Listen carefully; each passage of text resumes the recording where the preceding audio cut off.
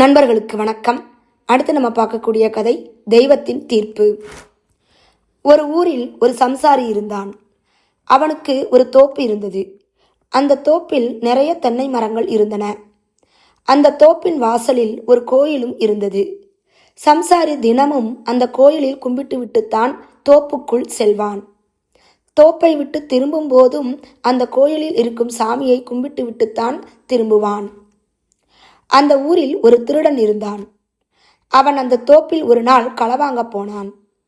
போனவன் முதலில் அந்த தோப்பின் வாசலில் இருந்த கோயிலுக்கு போய் சாமியை கும்பிட்டு விட்டு, சாமி, நான் இன்னைக்கு இந்த தோப்புல தேங்காய் திருட போறேன், என்னை நீ தான் காப்பாற்றணும் என்று சாமியிடம் வேண்டிவிட்டு அதன் பிறகுதான் தோப்புக்குள் போய் தேங்காய்களை திருடினான்.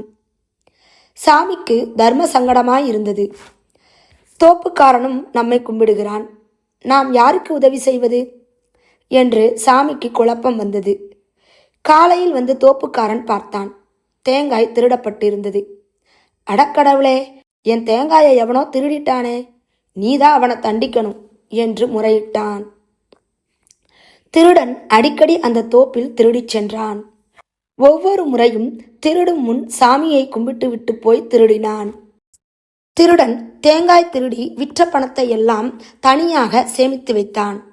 ஒரு நாள் அவன் திருட வந்தான். சாமி கும்பிட்டான்.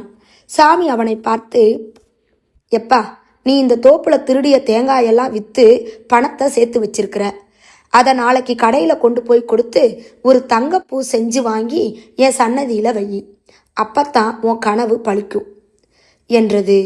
அதை கேட்ட திருடன் ஆச்சரியப்பட்டு அதே போல ஒரு தங்கப்பூ வாங்கி இரவில் கோயிலில் கொண்டு போய் வைத்தான்.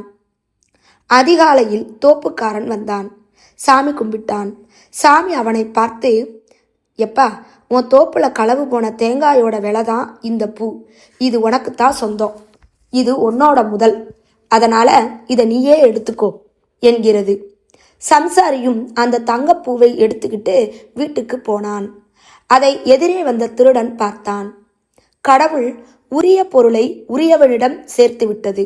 இத்தனை நாளும் நாம் மரம் ஏறி இறங்கியது வீண் வேலை என்று நினைத்து அன்றிலிருந்து திருடுவதை விட்டுவிட்டு உழைத்து வேலை செய்து வாழ ஆரம்பித்தான்.